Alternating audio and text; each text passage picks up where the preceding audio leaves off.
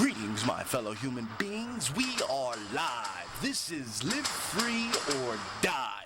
And I'm your host, Eli King, reporting to you from deep inside the heart of FEMA Region Number 2. And I thank you for joining me today for this wonderful edition of Live Free or Die. All right, as I promised last week, I told you I was going to go to Bilderberg. Well, I went to Bilderberg, and I got scenes and interview shots and plenty of footage. It's a rough edit. It's a very sloppy edit, if you ask me, but I'm going to give it to you anyway. I just came back this morning. My brain is shot, and let's go to Bilderberg. Expose these evil bastards, and for you to wake up, because you see the POW flag is up, and that's for all the prisoners of war, prisoners of the mind. Unlock your mind, people, and snap out of it. We're being taken over by foreign banksters who meet in secret. Let's go to the damn clip.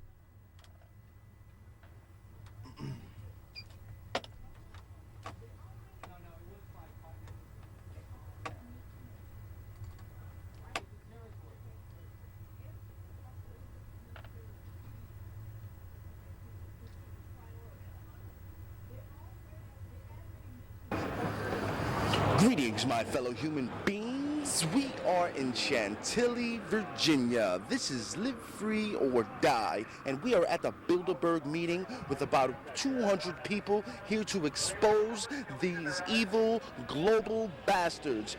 There goes one right there who just drove by, but that's all right. We're going to get him.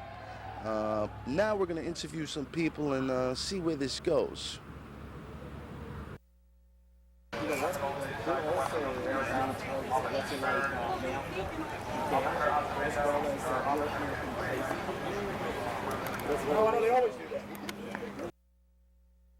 Something you're talking on his show. One of the things I stumbled on your program, you're talking about how HIV might be a race-specific bioweapon, and that not that it only kills people of color, but that they're more easily infected with the virus. And one of the things, and then when I heard that, I got to thinking, you always hear that there's a higher incidence of HIV infection in Black Americans. And the excuse for that always seemed kind of, lame, kind of paper thin. Like, the excuse they used to explain that was, there's this down low phenomenon in the Black community, which may or may not be true. I think that's a generalization. But again, it's like blaming the victim. They're trying to say it's something about the behavior of Black Americans that almost, because you're homophobic and you won't be open if you're a Black man who's gay, you're causing the high infection rate in the Black community. Well, maybe that's true, but maybe if what you're saying is true, maybe it's just much easier for Blacks, Hispanics, people of color to contract the infection. And so it has nothing to do with their behavior. White people, Northern European people, might be getting exposed to HIV just as much as Black Americans. They might have more or less the same sexual behavior. It's just whites are exposed to it and sometimes don't get the infection. Whereas if it is a bioengineered virus, a race-specific virus, maybe it's just easier for Black people to catch it, which just was kind of, I don't know. I mean, have you thought about that? Because it just sort of dawned on me. According to the U.S. Special Virus Program, the AIDS virus attacks the Black genome. See, we all have it's called a CCR5 Delta 32 genome, but only 15% of white people have the Delta 32 minus genome, and 85% of the world has the Delta 32 positive genome. So the HIV virus attacks the positive genome, which is usually people of color. And why white people are infected is through race mixing over the years. Right. They may be blonde hair, blue-eyed, but they still have that slight positive genome in them, which is what the HIV virus attacks. Mm-hmm. And it's definitely a bio-specific, race-specific weapon. Because I've heard that the apartheid government of South Africa, back before apartheid was ended, because the white minority felt so threatened because they knew at any moment they might be overwhelmed by massive numbers of the black population of South Africa, that one of the things they looked into was creating race-specific bioweapons. So, I mean, that's been reported in mainstream media. So that's, you know, to me that indicates that, yes, it is possible.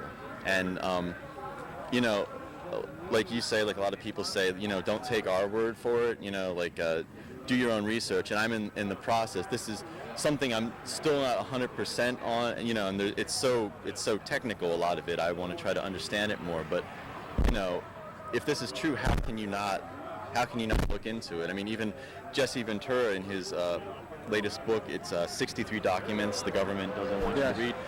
He has a copy of a 1969 Defense Department memorandum where they allocate funds for what they call the special virus, you might know, but the special cancer virus program. Yes. And they even say in that because it has like the dialogue between the congressman and the person from DOD. That's the program that AIDS was created Right. under. They say within 10 years we could probably have this unique virus, the kind we've never seen before, that attacks the immune system itself. So it doesn't try to circumvent it. It destroys the immune system. It's a description that sounds exactly like AIDS. And if you look at the timeline from 1969 to 10 years later, 1979, the first AIDS cases, they say, were in 78, 77. You were saying earlier that it might have been linked to the experimental hepatitis C vaccine. They complemented the hepatitis B vaccine in 1978, man.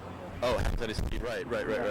And I think they gave it to, they specifically, it's creepy because the same system, and maybe bringing in another issue, but the same system uses, again, sounds reasonable, not hurting people's feelings, being accepting, that's good, but they use this hate speech thing is really a way of going after the First Amendment. So this same system says they care about homosexuals and not saying mean things, and we should have hate speech and hate crimes. But if we're right, these are the same people that deliberately sought out homosexual men in New York City in 1978 and deliberately infected them.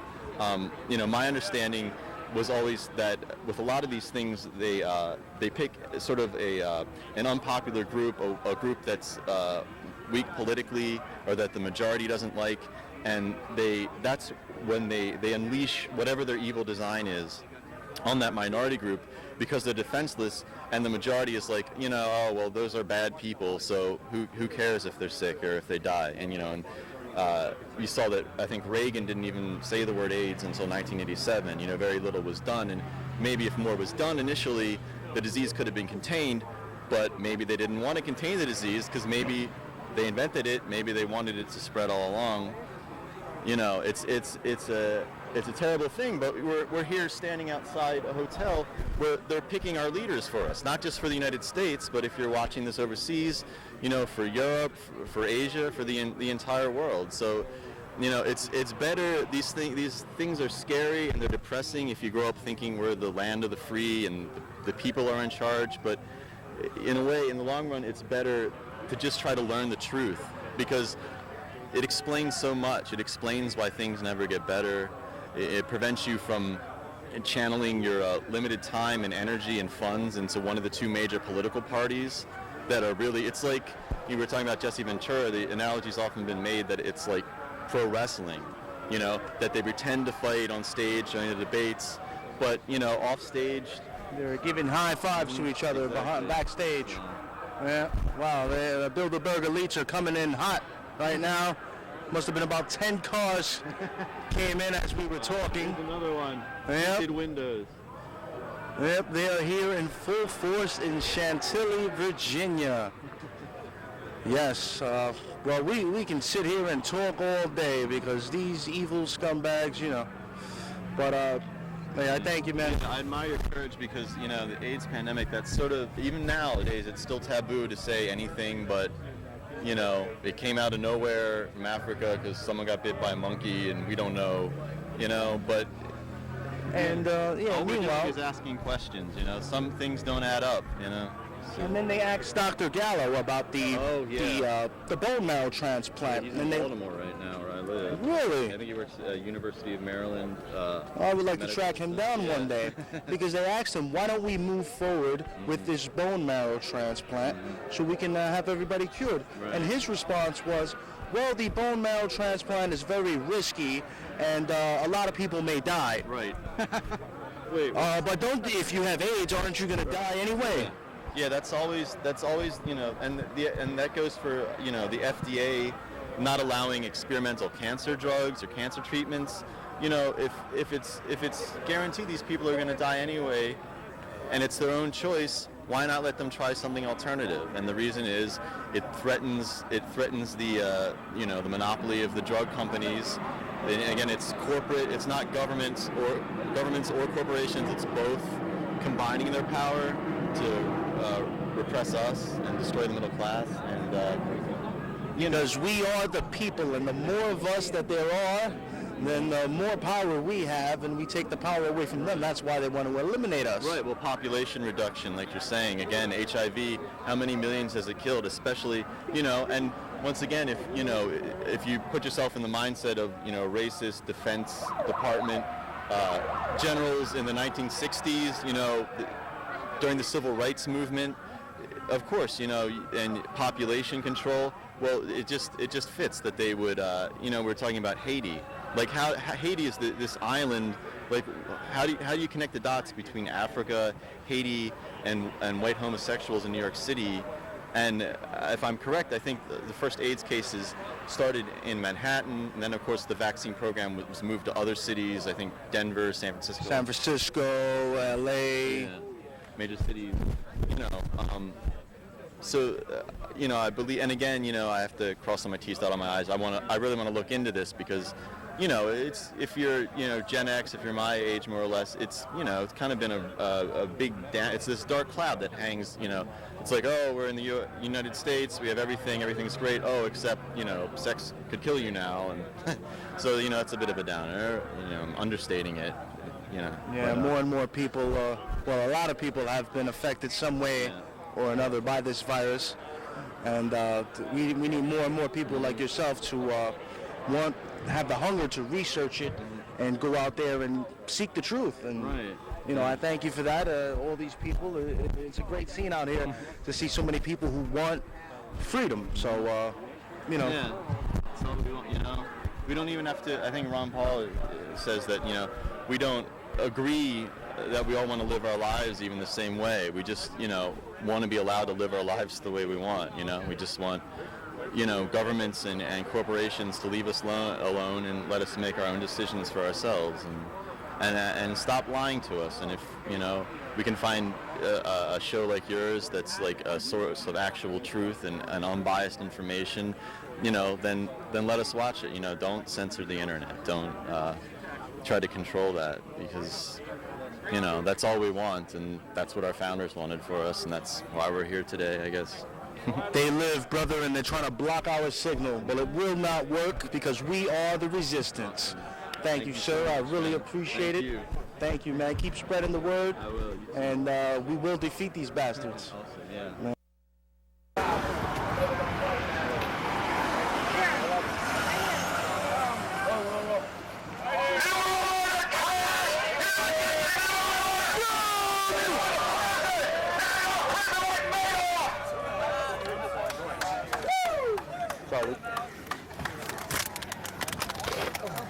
You don't have anything in here. No saying nothing. I got it. Go ahead. Hello, can you give me a thumbs up?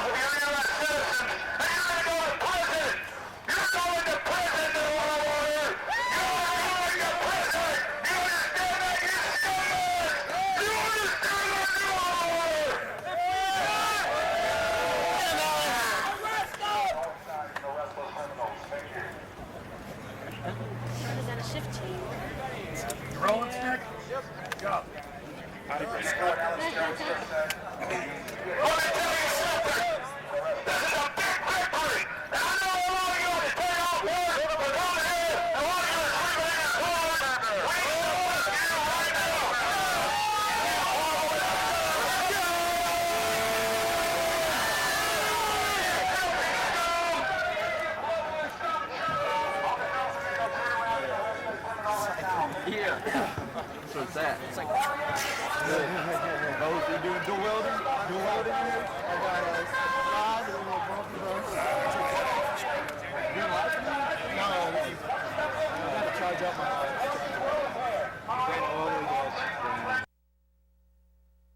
You can find me on. All right, this is Eli King reporting to you from Chantilly, Virginia. I have a nice young lady here. What is your name and where are you from? I'm Rachel from North Carolina.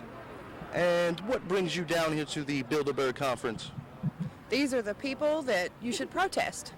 It doesn't do you any good to protest anybody else. They're the ones who make the rules and make the laws. And if you want your children to inherit freedom and inherit a world, a United States where they could own their own land and live the way they want to live, then you best get down here and do something about it, because sitting at home doing absolutely nothing is not getting anything done. Absolutely. And can you tell me what is the importance of the Constitution? Can you tell the world how important our Constitution is and how come we should restore it, basically? The Constitution is the law of the land. Our forefathers came here for freedom and independence from all over. They fought and argued over different points, figured out exactly what had happened with the kingdom and why everybody was being oppressed. They come up with the perfect document that says that our Creator, whatever Creator you believe in, that's your business. But your Creator gave you the right to life, liberty, and the pursuit of happiness. And these Bilderbergers do nothing but take away your right to life, your right to freedom, and your right to pursue happiness. That's what they do. That's what they're in there doing right now. And our Constitution should be, this is what our military takes an oath to defend. And they don't even understand that these are the people who are destroying it. You need to read the NDAA, because every citizen in the United States is a military combatant.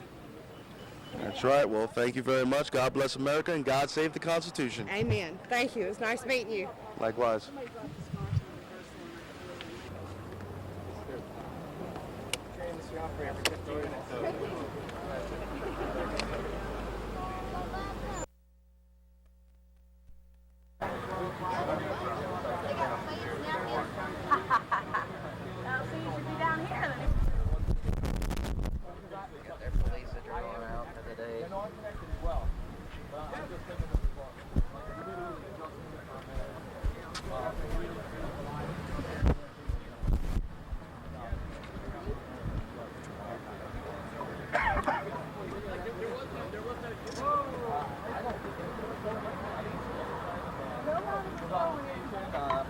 Again, I saw them forward. We're in, gentlemen, right out. Yeah, we're having. Is that what it is?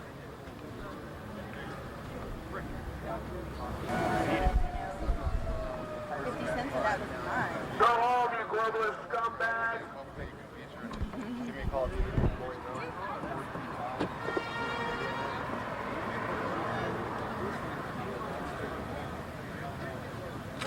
It's for your security. I'm going to arrest you for your security. Scumbags!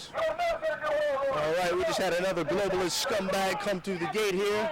I'm here with a Constitution-loving patriot. Sir, what is your name and where are you from? My name is Zach Burkholtz. I'm from Nashville, Tennessee. All right, sir. And what brings you down here to the Bilderberg Conference? Just to expose the Bilderbergs and their corporate empire that they've created. It's oligopoly in here, man. They converge everything together to destroy us all, basically. Same thing that we're all out here preaching, man. Trying to get the people aware. There's lots of civilians that we've seen walk past that have been very interested. Even yesterday, I don't know if you saw, there's 2 Marines that came in here trying to stir things up, but we ended up teaching them the lesson, telling them what was up. And I followed them out and talked to them the whole way and told them exactly about, the internment document. Really? Yes. The told them about the internment document. FEMA camp manual. Exactly. Yes. you could tell by the end of it, man, they were kind of thinking like what they knew was probably wrong. So you could tell we really got to them for sure. Unlocking minds. I like that very much. Exactly, man. Can you tell my audience the importance of our Constitution and why we should keep fighting to keep our rights? Well, basically, like the founding fathers, they had that provision. They saw things, you know, that we couldn't see at the time. So basically, they put that in writing to protect us. And if we don't get back to that, man, then we're done for. And when we look at everything that the past two presidents have done to the Constitution, especially, and the Bill of Rights even, I mean, everything is just being shredded by these executive orders. And I mean, if we don't stand up right now, people, if you don't stand up today, it's going to be too late. Your kids aren't going to stand a chance. You're not going to stand a chance. Even if you're 50, 60 years old, you're not going to stand a chance. Because this could happen in 5 years. This could happen tomorrow. You need to wake up and get out there and be like this guy and start speaking to people and talking to people. See the guys over here with the microphone? Everybody, man, just get out here. Do something. Talk to somebody about it. Even start a social media site or get on Facebook. I mean, you're not going to make friends, but you're going to at least plant the seed. That way they can figure out the truth for themselves. So, well, thank you very much, man. I appreciate your input. Well said. Yes, sir. God bless America. God save the Constitution. Exactly. It's a good man right here. Thank you, sir. Yes, sir. Do this. All right. Greetings, my fellow human beings. I am honored to be here with no other than Matthew Medina from We Are Change San Antonio. Mr. Medina, can you tell me why we're out here today? Oh yeah, it's Bilderberg 2012, you know, a meeting of the world's top elite, 150 or so, in finance, banking, politics, and other of the such, from Europe, America, and on. And we are out here because the mainstream media never covers this. Washington Post, according to the tax records of the Bilderberg Group, Washington Post funds a lot of the meetings, as is Rockefeller, Kissinger, and a lot of these other super class cats. And the media doesn't cover it, so we're out here to be the media like yourself, doing a great job, you know. I've seen you out here putting in work, and that's what it is. We, the people, have to be the media and be the change we want to see. Absolutely. Can you just tell my audience in a quick synopsis the importance of our Constitution?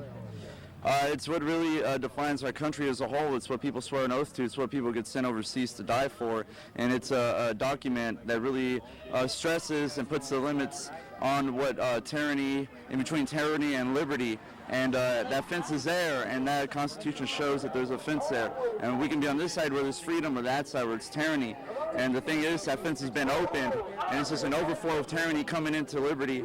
And it's a shame, you know, how many times the Constitution's been betrayed and, you know, been stepped on and trashed. You know, George Bush said it was just a piece of paper, and it really doesn't mean much to some people. You know, there are loopholes and everything the like, lobbyists who create loopholes around the Constitution, and that's just a regular fabric in our government, our society now, and that's what we need to expose. With all the people out there watching this, like yourself, we need to be the media and shine a light on these cockroaches, because when you shine a light on darkness, on roaches, they scatter back to the darkness, and that's what we're doing out here in front of Bilderberg 2012. Awesome. Any quick and final points that you want to just tell the audience? I definitely just want to stress again, activism, people becoming the media. They want to see the change. They want to see making YouTube videos, making flyers, going to putting them up, calling in national radio shows, calling in TV shows to take phone calls, and putting real ideas out there, real truth out there, putting links out there. However you can, just info jam the man. And just want to tell people, check out truthexposedradio.com. We are Change San Antonio on YouTube, and definitely support our brother here and be the change you want to see. We are Change, live free or die, brother. Thank you very much. I really appreciate it. Doing a good job. God bless. Thanks.